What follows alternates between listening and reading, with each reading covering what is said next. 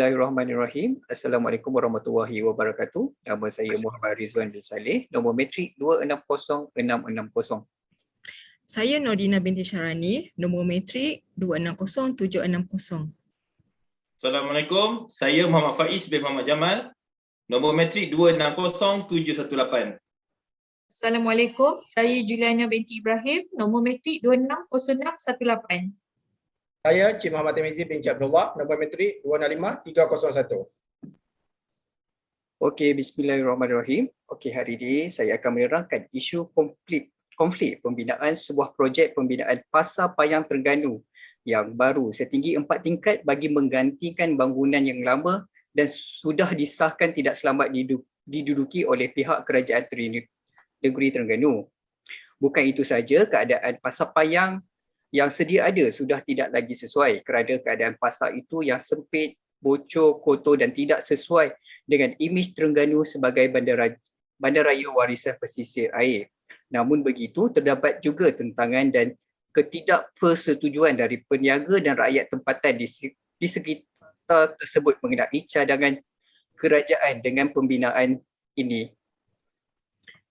Penerapan model keprihatinan berganda, the dual concern model, telah digunakan dalam isu pembinaan semula projek pembinaan Pasar Payang Terengganu ini, di mana model keprihatinan berganda meletakkan keperluan perunding dalam menentukan kepentingan secara relatif.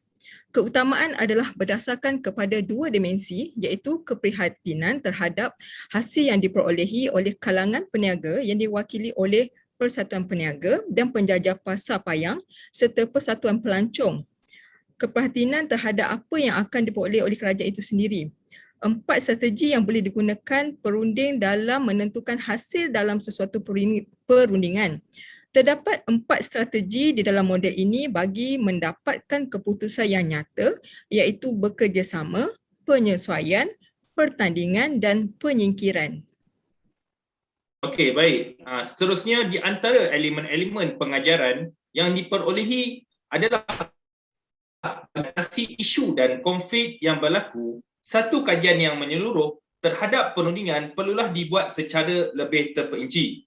Seperti kes ini, permasalahan yang berlaku melibatkan interpersonal di mana ianya lebih daripada satu pihak.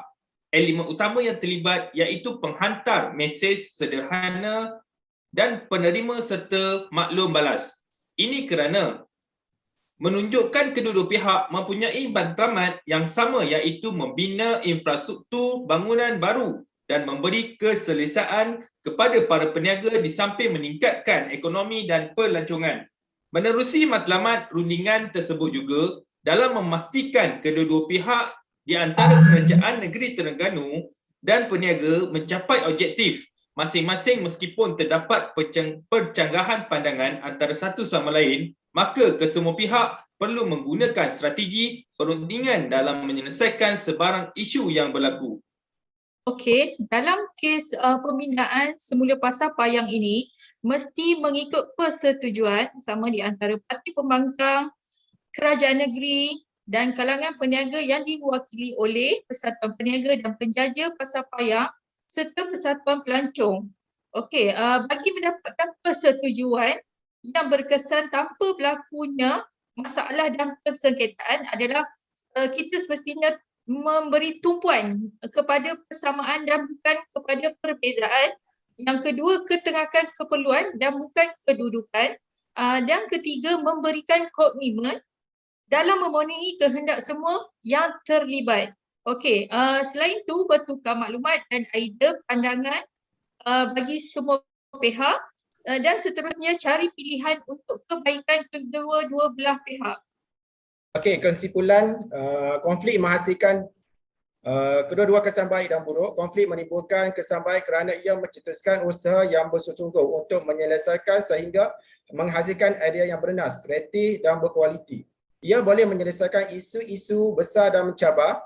Konflik juga membolehkan orang yang terlibat menyuarakan isu hati dan meminta apa yang dikehendakinya sekiranya konflik itu ditangani dengan baik dan berkesan. Lihat sajalah bagaimana Kesatuan Sekerja menyuarakan tuntutan mereka. Akhirnya, apabila konflik itu diatasi, mereka mendapat apa yang mereka tuntut dan kedua-dua pihak saling lebih memahami perasaan dan kehendak masing-masing. konflik. Sekiranya dapat diluahkan atau disuarakan dapat membantu memberikan satu kelegaan terhadap orang yang meluahkannya. Konflik yang dipendamkan boleh menyebabkan ketegangan, keresahan, tekanan jiwa dan kekecewaan. Kerana itu orang selalu mengatakan puas hati selepas dapat meluahkan segala yang terpendam. Dari segi negatifnya pula, konflik yang tidak dapat ditangani dengan baik akan menjadikan lebih kusut dan semakin sukar untuk diselesaikan.